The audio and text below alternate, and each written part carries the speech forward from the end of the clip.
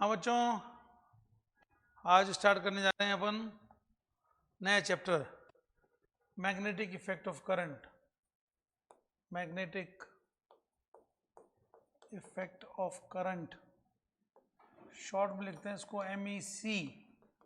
MEC magnetic effect of current. ठीक है, क्या कहना चाह रहा है कि भाई किसी भी वायर में करंट जा रहा है तो उसकी वजह से मैग्नेटिक फील्ड बनता है, मैग्नेटिज्म बनता है। ये बता रहा है किसने? बायोट और सावर्ट ने बताया था। और फिर उसको देखते हुए P पॉइंट ये रहा, यहाँ पर इस छोटे से टुकड़े DL की वजह से, ये लेंथ DL है भाई, P पर magnetic field DB at point P ये निकाला। तो DB की वैल्यू जो निकाली ना भाई, ये दिखा कि आइडियल के प्रोपोर्शनल DB है ना, वो साइन थीटा के प्रोपोर्शनल DB है ना, वो 1/r² के प्रोपोर्शनल ये आ रहा है। एक्सपेरिमेंट करके देखा कि भाई r डिस्टेंस पे यहाँ से ये एंगल अगर थीटा है, करंट यूं जा रहा है नीचे से ऊपर, तो इस P पॉइंट पर जो मैग्नेटिक फील्ड निकाला वो करंट के प्रोपोर्शनल, DB साइन थीटा के प्रोपोर्शनल, DB 1/r² के प्रोपोर्शनल, और जब तीनों को मिलाया ना तो DB IDL sine theta upon r², ये आया। यानी DB जो है वो μ0/4π IDL sine theta upon r², ये कांस्टेंट है बच्चों।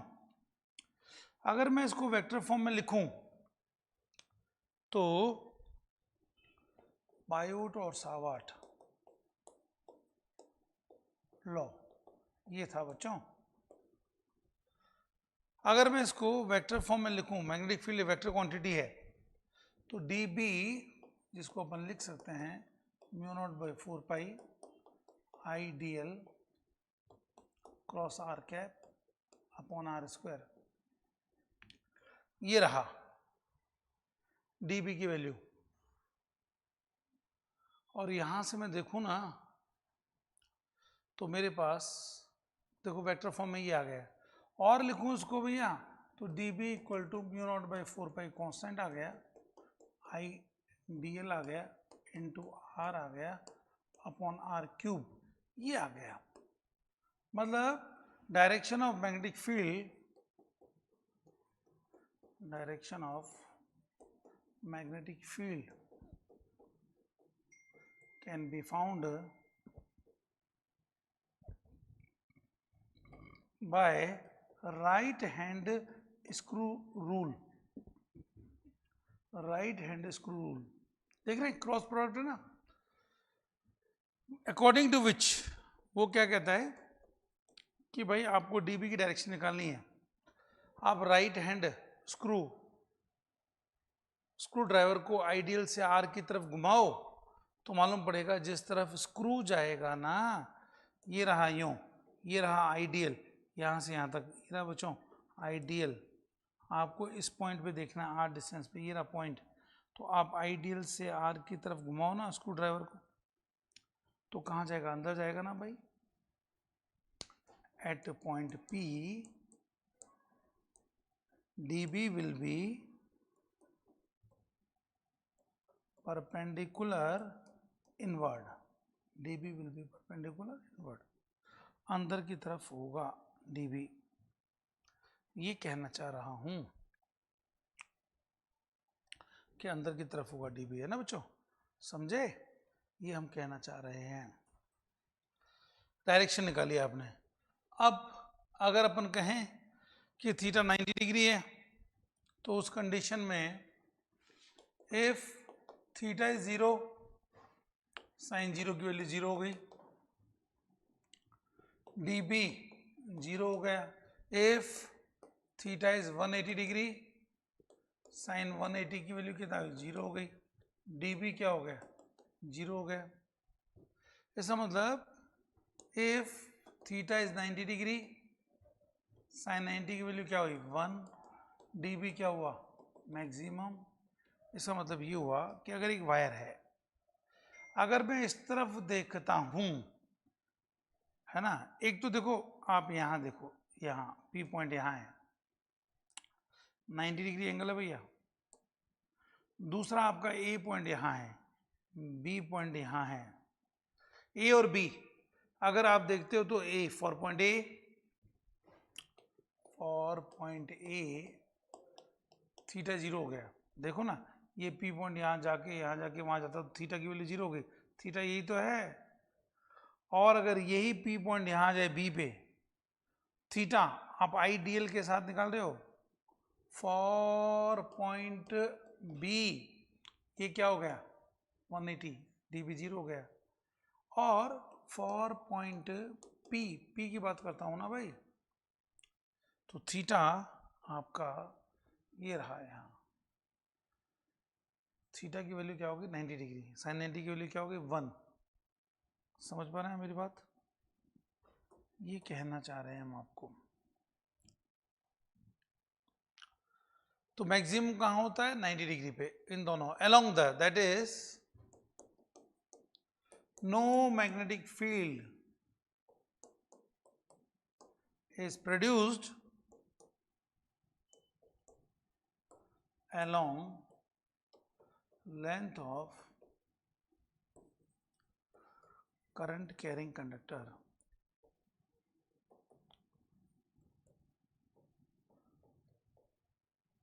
ये कहना चाह रहे हैं, समझ गए?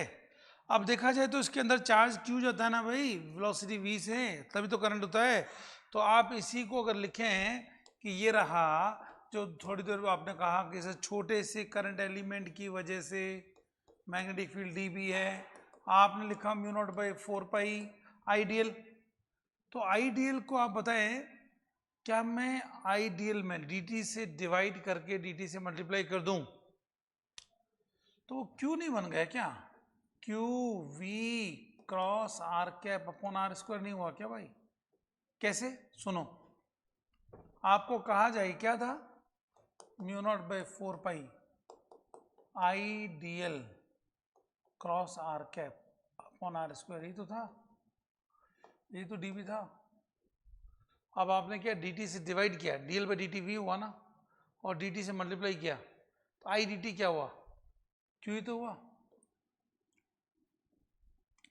dt से डिवाइड करो मल्टीप्लाई करो, ये आ गया ना भैया q, ये क्या हो गया v r, इसका मतलब dB है ना, dB mu naught by 4 pi Q V cross R upon R cube, ऐसा भी लिख सकता हूँ।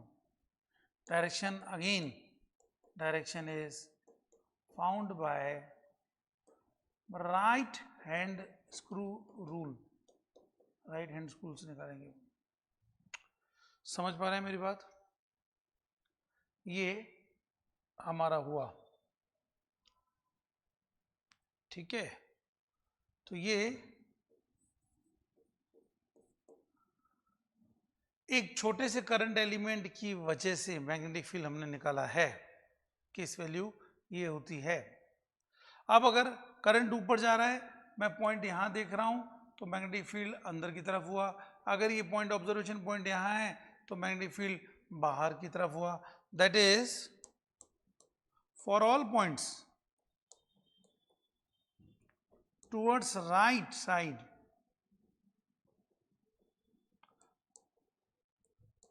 B inward, for all points in above case, मैं करंट नहीं हो जा रहा हूँ भैया, इस केस की बात कर रहा हूँ, in above case for all points towards left side B, कहाँ है भैया, बाहर की तरफ, यहाँ बी आ बाहर की तरफ। बी को रिप्रेजेंट करने वाला ये तरीका होता है, देखिए कैसे। अगर आपने बी को यूं बताया तो ये यूनिफॉर्म बी है भाई, क्या है, uniform B in plane of paper, in plane of paper, paper के प्लेन में। अगर आप ये कह रहे हो डॉट डॉट डॉट डॉट, देख रहे हो, और बराबर स्पेस में है, तो आप कहोगे कि सर ये तो बी यूनिफॉर्म तो है, यूनिफॉर्म बी, पर कैसा है ये, डॉट का मतलब बाहर आ रहा है ना, perpendicular to plane and outward, ठीक है भाई। और अगर ये क्रॉस हो, cross cross cross cross,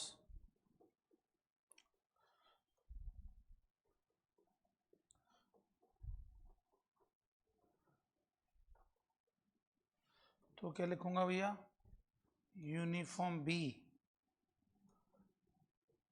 perpendicular to plane and inward, अंदर की तरफ है, क्रॉस मतलब अंदर, डॉट मतलब बाहर, और ये तो प्लेन दिख रहा है आपको। ये रिप्रेजेंटेशन करने का तरीका होता है, समझ रहे हैं? क्लियर? चलें अपन आगे। अब देखिए, अगर आपको मालूम है छोटे से एलिमेंट की वजह से मैग्नेटिक फील्ड कितना होगा, तो magnetic field due to current loop, current loop है ना भाई। देखिए ये करंट लूप है बच्चों, करंट यूं जा रहा है, मैं सेंटर पे निकालना चाह रहा हूं, करंट यूं जा रहा है। चलो सोचिए ना कि ये करंट जा रहा है, तो इसका मतलब क्या हुआ, यहां से यहां, ये एंगल 90 डिग्री नहीं हुआ क्या, हुआ। ये आइडियल छोटा सा एलिमेंट लिया, इस छोटे से टुकड़े की वजह से अगर मैं मैग्नेटिक फील्ड निकाल रहा हूं, तो मुझे लगता है भाई dB equal to mu naught by 4 pi, right, ideal, ideal नहीं, cross r, ideal sine theta, sine 90 upon are square, नहीं। अब देखिए ना, ये dB की वैल्यू निकाली आपने, साइन 90 की वैल्यू 1 होती है, तो साइन 90 की वैल्यू 1 होती है, तो आप कहेंगे सर इसको लिख दो mu naught by 4 pi I D L upon are square, लिख दिया भैया dB। अब मैं बोलूं कि यार ऐसा टुकड़ा दूसरा भी है, तीसरा भी है, चौथा भी है, अरे कई टुकड़े हैं, तो total magnetic field at centre, total magnetic field at centre C, क्या निकालूंगा B, क्या करूंगा इंटीग्रेशन ऑफ dB, अरे इंटीग्रेशन किया तो mu naught by 4 pi I by R square बाहर आ गया, इंटीग्रेशन dl का किया ना भाई, तो आ गया mu naught by 4 pi I by R square, dl का इंटीग्रेशन कितना हुआ 2 पाई आर हो गया ना भैया, अरे dl सब मिलके 2 पाई आर नहीं हुआ क्या, हो गया 2 पाई आर।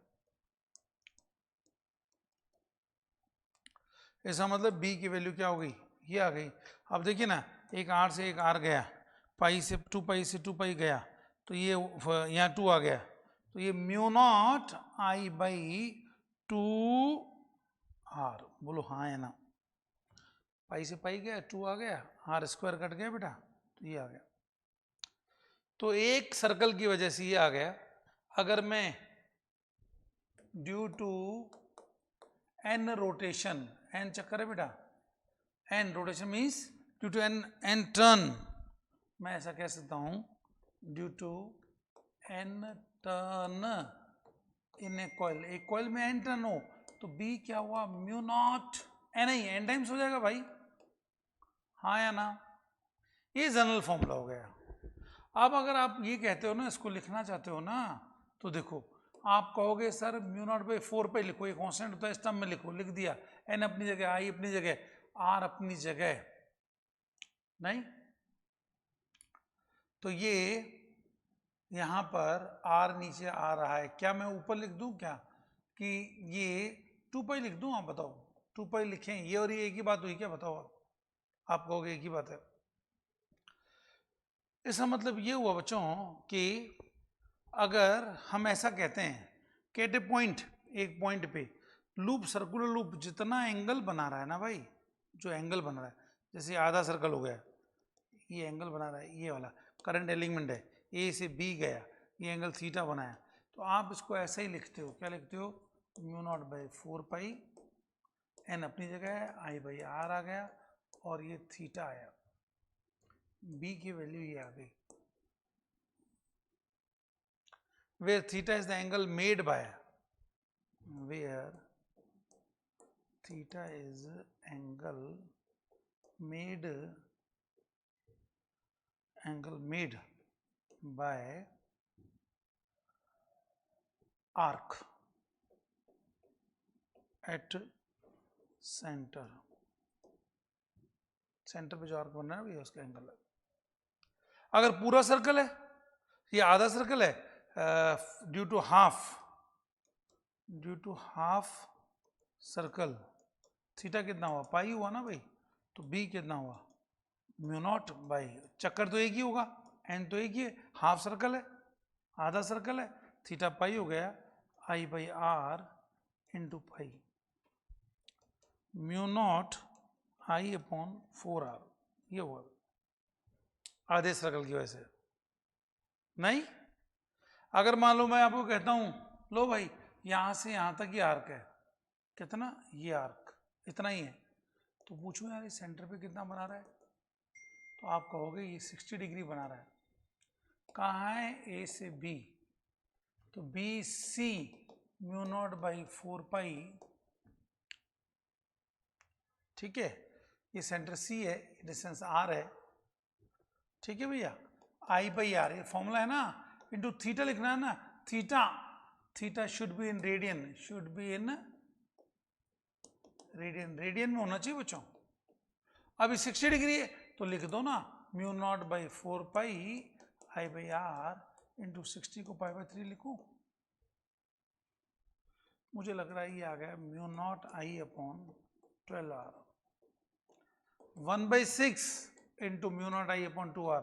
देखिए ना पूरे सर्कल की वजह से mu naught I upon 2r होता है, उसका 1/6 हुआ, 1/6 पार्ट तो है, बोलो हाँ या ना, समझ गए, ये मैं कहना चाह रहा हूं बी सी, ठीक है क्या बच्चों, बोलो कोई डाउट हो बोल दो बेटा, तो ये आपको फॉर्मूला याद रखना है। अब बताएं, अगर मैं आपको कहता हूं कि ये रहा सर्कल, ये हुआ, ये यहां तक यहां आया, मतलब ये यहां से चला, यहां से यहां चला, ये सी, ये करंट ये हो गया, ये हो गया, ये हो गया, अब बी सी कितना है, म्यू नॉट बाई 4 पाई, ये रहा, उसके बाद आई बाई आर, ये एक सर्कल की वजह से होता है, अरे तो 3/4 है ना भाई, पूरा सर्कल है ही नहीं, 3/4 है तो ये आ गया बी सी इस केस में। नहीं, और कहूं कि भाई ये लो, एक नहीं दो हैं, अच्छा 2 टन है, तो आप कहोगे sir B C centre C पे mu naught by 4 pi I by are into 2 pi angle होता है ना बेटा, इंटू 2 नहीं हो गया क्या, 2 टन नहीं हो गया क्या भाई, याद तो याद रखो, देखो कि सर सर्कल की वजह से है ना mu naught I upon 2 R होता है, ये हाँ भैया रख दिया कि सर 2 टन है, 2 से मल्टीप्लाई कर दो, अब ये और वो एक ही तो बात है, ये कांस्टेंट की टर्म्स में ध्यान बताना चाह रहा था मैं आपको, देख लो जरा, कांस्टेंट की टर्म्स में क्या लिखा था अपने, theta angle mu naught by 4 pi, N चक्कर है तो ये आई, अच्छा जब चक्कर थीटा एंगल ही बन रहा है तो चक्कर तो नहीं आएंगे भैया, एन तो नहीं आएगा वहां, आपने बताया नहीं, एन तो जब एक से ज्यादा चक्कर हो, जब पहला चक्कर ही पूरा नहीं किया, आपने थीटा की बात कर रहे हैं, थीटा इन रेडियन, आपने कहा थीटा पाई बाई पाई है, रख दो पाई, पाई से पाई कटा, mu naught I by 4r हो गया, यानी सर्कल का आधा, समझ पा रहे हैं क्यों बच्चों, तो ये हमने पाई से पाई कट के ये आया हमारे पास, तो मैं समझता हूँ ऐसे क्वेश्चन अपन कर लेंगे, कोई दिक्कत नहीं होगी, नहीं बताइए, कोई डाउट हो आप बताइए, कुछ पूछना हो आप पूछिए आराम से, कोई जल्दबाजी नहीं बेटा।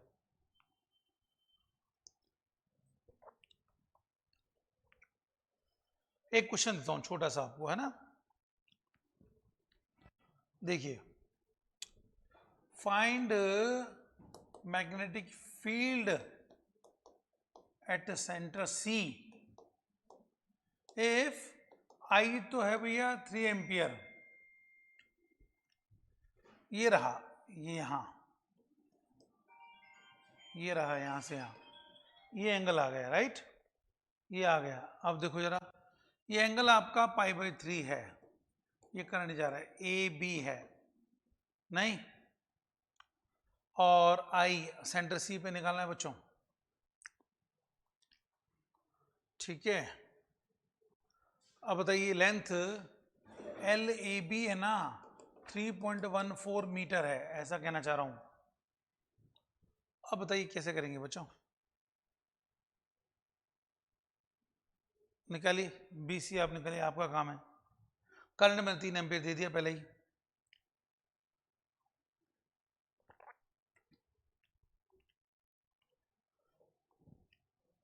बताइए आराम से बताइए क्या करोगे आप। देखो आप कहोगे सर बी सी निकालना है ना, तो सर μ0/4 लिखो, I/R लिखो, लिखा भाई, एंगल लिखो, एंगल जो बनाए तो एंगल तो π/3 है, क्लियर है। आई आपको दे रखा है, सवाल है यार आर कैसे निकाला है, रेडियस आर नहीं दे रखी है, तो क्या आपको नहीं पता है कि angle is equal to R upon radius होता है, क्या आपको नहीं पता है, ये π/3 है भैया, आर्क कितना है, आर्क तो निकालना है मुझे, ए बी रेडियस ना आर्क दे रखा है आपको, आर्क 3.14 मीटर, 3.14 का मतलब पाई तो हुआ हिसाब से, पाई तो हुआ, पाई मीटर नहीं, तो मैं लिख सकता हूं बच्चों यहां कि ये पाई है, रेडियस मुझे नहीं पता, अरे तो इक्वेट किया ना भाई, तो आर की वैल्यू कितनी आ गई, 3 आ गई ना, आ गया μ0/4 I3R3 एंगल π/3, 3 से 3 गया, गया, पाई से पाई गया, गया, तो μ0/12 ये आया, बी सी जो है ना वो μ0/12 है नहीं, μ0 की वैल्यू आपको मालूम है 4 इंटू 10⁻⁻, μ0 कितना होता है 4 10⁻⁻7 है ना भैया, अपॉन ये 12, और यूनिट तो आप लिख सकते हैं टेस्ला, क्योंकि एम के इसमें है ना बेटा, इसकी यूनिट मैग्नेटिक फील्ड की टेस्ला ही होती है। Unit of B in SI system tesla, tesla होती है, और weber per metre square, in CGS system क्या होगी भैया, मैक्स टेस्ला क्या होती है बताओ, gauss, 10⁻⁴ gauss is equal to 1 tesla होती है नहीं, या फिर maxwell per centimetre square, maxwell per centimetre square भी लिख सकता हूं, समझे बच्चों।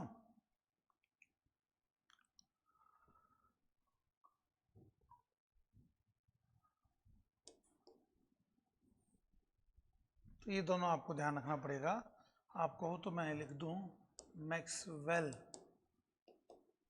पर सेंटीमीटर स्क्वायर, एक ही बात है नहीं, तो बी की यूनिट ये होती है, इसमें लिखिए,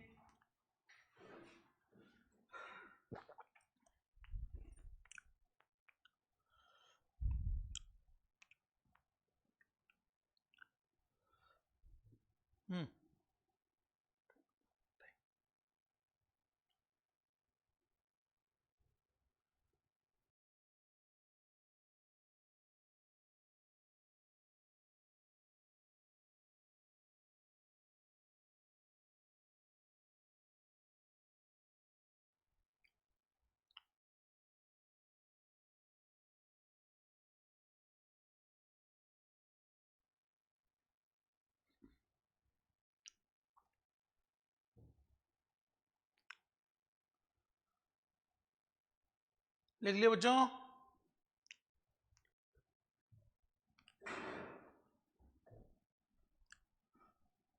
अब देखिए थोड़ा आगे चलते हैं अपन कि magnetic field due to straight current carrying wire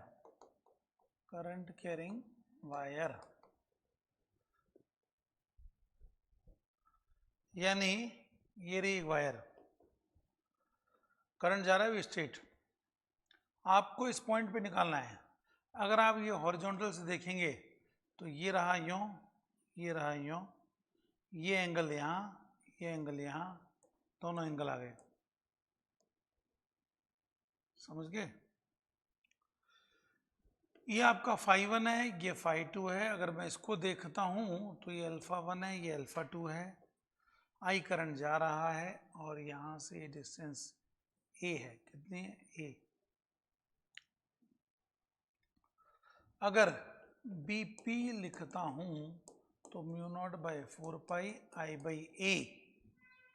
मैं पूरा भाई p पॉइंट पे निकालना है ना मुझे, तो मैं इंडिकेट करूँ ना यार, db एट पॉइंट p मुझे b निकालना है, वो इंडिकेशन ऑफ db से होगा। आया? और ब्रैकेट में लिखा, क्या लिखा भैया? Sine of φ1 plus sine φ2। ये सॉल्व करने पर मुझे ये मिलता है बच्चों। या फिर ऐसा लिख दूं भाई, bp, आपको डेरिवेशन से मतलब नहीं है, छोटे से एलिमेंट का लिया, इंडिकेट किया उसको, तो अल्टीमेटली हमारे पास ये आ जाता है बेटा। μ0/4 कांस्टेंट है, I/a, a परपेंडिकुलर डिस्टेंस है, cos of α1 plus cos of α2। ये अपने पास जनरल फॉर्मूला आ गया। समझ पा रहे हैं मेरी बात? ये दोनों फॉर्मूले आ गए। बताइए, कोई डाउट हो बोल सकते हैं बच्चों आप। बिल्कुल।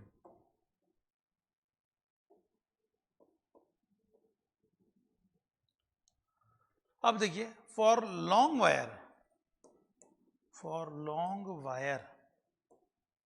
है ना भैया, φ1 भी करीब करीब 90 होगा तो φ2 भी 90 होगा, और जब 90 होंगे तो साइन φ1 90 1 1, तो भाई bp जो होगा ना μ0/4 I/a, 1 + 1 2 हो गया ना, μ0/4 I/a, और ये 2 हो गया, तो भाई सीधी सी बात है μ0 I/2πa। सर्कल में था 2a, अभी 2πa। हाँ या ना? ये फॉर्मूला आ गया, ये आपको याद रखना है भाई कि स्ट्रेट वायर की वजह से μ0 I/2πa। समझ पा रहे हैं मेरी बात? स्ट्रेट वायर की वजह से आपको ने बताया कि सर इसके अलोंग नहीं होगा, इसके अलोंग नहीं होगा, तो फिर ठीक है, पी पॉइंट जो कि यहाँ है तो हम ऐसा लिख सकते हैं, जब वायर लंबा होगा तो φ1 90 के करीब नहीं हो जाएगा, या φ1 90 होगा तो ये α1 0 नहीं हो जाएगा, तो लिखो cos 0 1 cos 0 1 1 + 1 2 हो गया ना, तो भी तो आ जाएगा। बोलो हाँ या ना? अब देखो, अब जब आपको मालूम पड़ गया तो आपसे पूछा जाए, एग्जाम्पल लूँ मैं आपसे कि बताओ भाई डायरेक्शन क्या होगी, ये स्ट्रेट वायर है, ये है, आप कहोगे यहाँ पर क्या सी पे, ये पहला है, ये दूसरा है, B C is equal to B1 अंदर की तरफ, B2 कहाँ है? बाहर की तरफ, B2 बाहर की तरफ। तो अगर मैं BC निकालू ना तो B1 फाइनली क्या हुआ वेक्टर फॉर्म में, B1 + B2 का सम ना भाई, इसका मतलब ये भैया अंदर की तरफ है और ये बाहर की तरफ है, तो इसका मतलब एक अंदर एक बाहर है, तो आप B1 - B2 दोनों का डायरेक्शन अपोजिट ऐसे लिख सकते हो? नहीं, ये करंट I1 है, ये करंट I2 है, आप ऐसा लिख सकते हो μ0/4 I/, यहां से यहाँ की डिस्टेंस है ना a है, यहाँ की डिस्टेंस a है, 4 I/a, नहीं क्या था? μ0/4 I/a × 2 था ना भाई, × 2 लिखूं या सीधा यहाँ 2 लिख दूं भाई, यहाँ 2 mu naught upon 2 pi minus mu naught upon 2 pi I2 by a. ये दो चीजें आ गई, ये आ गई, इसका मतलब म्यू नॉट 2 पाई ए I1 माइनस I2 ये आ गया बच्चों। और ऐसे में I1 I2 दोनों बराबर हो जाए तो फिर तो 0 हो जाएगा यार। इफ, अब देखो ना यहाँ लिखूं कि I1 इक्वल टू I2, तो आप कहोगे सर तब तो BC 0 होगा। अरे एक की वजह से अंदर, दूसरे की वजह से बाहर, अंदर बाहर, नेट तो 0 ही होगा ना भाई, हाँ या ना? समझ पा रहे हैं मेरी बात? ऐसा मैंने किया है। चलो मैं आगे। अब देखो, मान लो ये यहां और ये यहां, अब C पॉइंट है, तो भैया इसकी वजह से अंदर देखो ना, ये करंट हो जा रहा है। राइट हैंड पाम रूल से निकाल सकते हैं। Thumb is in direction of current, then palm will give direction of magnetic field. ये thumb is direction of current, palm, palm है ना भैया, अंदर की तरफ है, तो ये अंदर की डायरेक्शन देखिए। इसका मतलब ये पहला, ये दूसरा, BC है ना, B1 प्लस B2, ये हुआ नहीं हुआ? BC ये हुआ भाई।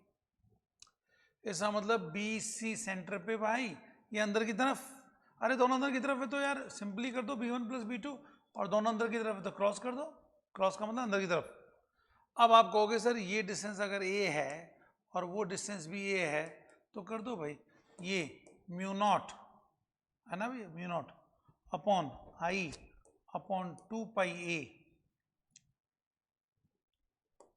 ये भी I है, plus mu naught I upon 2 pi A, ये रहा, दोनों मिल गया, BC ये हुआ, दोनों मिल गया। नहीं क्लियर है? मतलब आपको डायरेक्शन आ गई कि यार एक की वजह से ये है ना ऐसे होगा, अंदर की तरफ होगा, राइट? और बाय द वे ये होता नीचे, ये होता ऊपर की तरफ, तो आप कहते हैं सर इसकी वजह से पहला B1 डॉट है भाई, देखो ना बाहर की तरफ, बिट्टू ये भी बाहर की तरफ, B2 भी बाहर की तरफ। इसका मतलब P पॉइंट को ही होता ना, P पॉइंट, BP। अरे दोनों की डायरेक्शन एक ही है, सिंपल लिख दो फिर, एक ही है तो, और कहाँ है? बाहर की तरफ। क्या आया? अभी किया था ना अपन ने 2 टाइम्स, इसको जोड़ूंगा ना भाई, mu naught I by 2 pi A। अरे कहाँ है वो? बाहर की तरफ। कैसा है वो? BP। नहीं बता देना, कोई मिस्टेक को बता देना बेटा। तो आपको डायरेक्शन आ गई। अब ऐसे में मैं आपको कहूँ ग्राफ बनाओ भाई, ये लो एक वायर, इसकी वजह से आप इधर, इधर कहाँ गया करंट? इधर तो अंदर होगा भैया, इधर कहाँ होगा? बाहर होगा, नहीं? How the B varies with, तो आप कहोगे सर ये लो B, ये लो सर R, ये अंदर की तरफ है ना, तो मैं अंदर को अगर ले लूं पॉजिटिव, बाहर को नेगेटिव लेना पड़ेगा मुझे। ये लो अंदर पॉजिटिव, बोले सर ये रहा पॉजिटिव। अरे होता तो ये है ना यार, हार्ड डिस्टेंस पे, तो BP mu naught I upon 2 pi R हुआ ना, BP 1 बाई R हुआ ना, बोलो हाँ या ना? बोलो भैया, नहीं हुआ? ये B1 अपॉन R यही तो हुआ, और इधर नेगेटिव है, ये मैंने लिया है पॉजिटिव, राइट? ये पॉजिटिव लिया तो फिर इसको नेगेटिव लूंगा ना, बाहर की तरफ नेगेटिव लूंगा, कन्वेंशन बनाना पड़ेगा। तो ये देखो, ये रहा इस तरफ, तो आप कहोगे सर कर्व यूं आएगा, तो दोनों कर्व आ गए, दोनों कर्व आ गए भाई, नहीं? ग्राफ आ गया आपके पास। अब ऐसे में अगर आपको दो देखने हो तो कैसे करोगे भाई? ये आ गया एक की वजह से, देखो अगर आप कहते हो कि सर ये दो हैं, ये एक और एक, ग्राफ बनाओ सर, ये लो भाई बीच में पॉइंट, तो मैंने कहा ग्राफ बनाओ ना, किसने मना किया आपको? ग्राफ बनाओ, ये बनाया आपने ग्राफ, ये एक लाइन, दूसरी लाइन, ये यहां। इसकी वजह से यूं हुआ नहीं हुआ, रवि भी तो किया था, इसकी वजह से भी तो यूं ही होगा, यूं यूं। बोलो, इसका मतलब ये दोनों मिलके यहां होंगे। अरे इस पॉइंट पी पे तो जीरो होगा ना यार, बीपी जीरो। अगर दोनों करंट आई आई दोनों से डिस्टेंस बराबर बराबर, तो ऐसा होगा नहीं होगा बताओ। ये रहा बी, ये रहा बी, समझ गए? बोलो, मैं समझता हूँ आपको क्लियर होगा। ये ग्राफ समझ आ रहा होगा बच्चों। बोले सर उसका बताओ, कौन सा भाई? कि सर इसकी डायरेक्शन चेंज कर दें। आपके सामने ये रहा एक, ये रहा दूसरा। तो मेरी बात सुनो, इसमें तो कोई फेरबदल नहीं होगा, ये तो ऐसे कैसे आएगा? एक मिनट देखो, आप समझाता हूं, देखना बच्चों।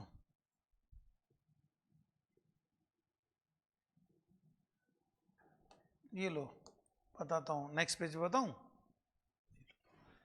एक यों है, एक यों है भाई, दूसरा यों है, अब बीच में पॉइंट पी है।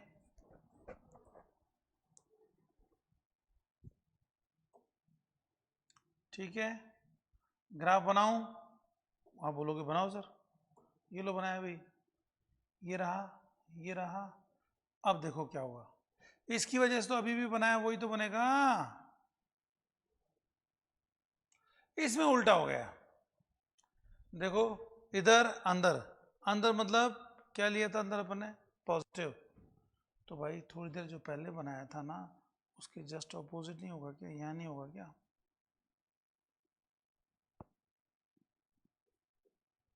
बोलो हाँ या ना।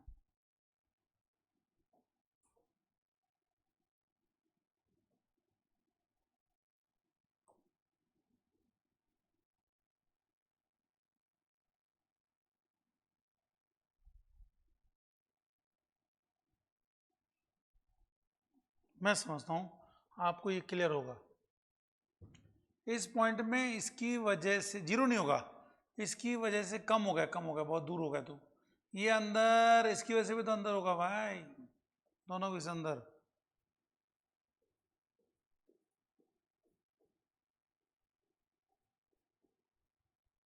बोलो क्या ये ठीक है नहीं है?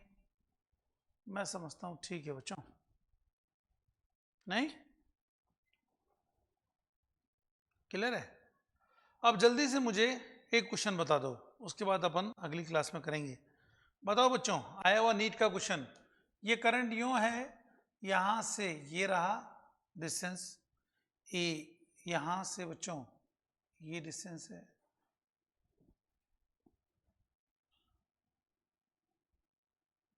ये डिस्टेंस है।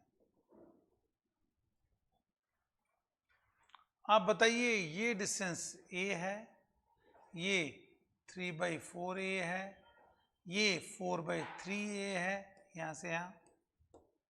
नहीं, मुझे लगता है भाई पी पॉइंट पे बीपी कितना है? आप कहोगे सर μ0/4 लिखो, I/A लिखो, साइन ऑफ φ1 प्लस साइन φ2 लिखो, ये तो कहोगे।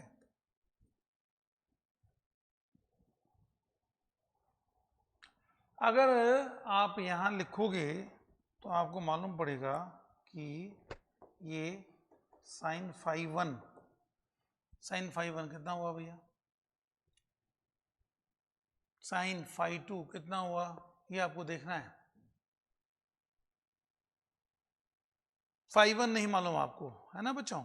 तो आप मुझे बताइए, क्या मैं इस फॉर्मूले से देखूं तो ये φ1 रहा ना, ये φ2 रहा ना।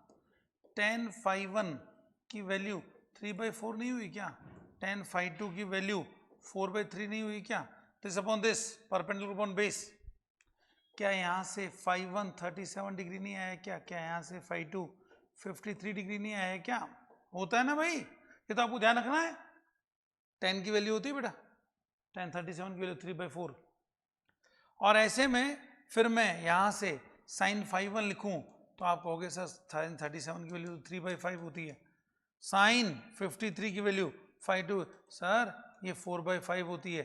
होती नहीं होती, बस रख दो यहाँ, इसकी वैल्यू अपन यहाँ रखेंगे, इसकी वैल्यू यहाँ रखेंगे, तो अपने पास फॉर्मूला आ जाएगा μ0/4πi/a इंटू 3/5 + 4/5। बोलिए हाँ या ना। तो पी हमने ऐसे निकाल लिया। समझ पा रहे हैं मेरी बात? तो ऐसे न्यूमेरिकल्स का आपको ध्यान रखना है। बजाय phi1 phi2 देने के लिए उसको आर्म दे दी, उसे आर्म दे दी तो अपने इस तरह से कर दिया। राइट, बताइए कोई डाउट हो बोल सकते हैं बच्चों? नहीं? With this we have completed, ये हमारा कंप्लीट हुआ बेटा आज का लेक्चर है ना। अगली क्लास में अपन इसके आगे करेंगे, बहुत सारे कॉम्प्लिकेशन, कॉम्बिनेशन कैसे बनेंगे, मैग्नेटिक फील्ड कैसे निकालेंगे, वो सब हम निकालेंगे। ठीक है, हाँ अब कंप्लीट पढ़ के आना बेटा। अगली क्लास में अपन इसको और आगे लेंगे और तरह से लेंगे। राइट, ठीक है।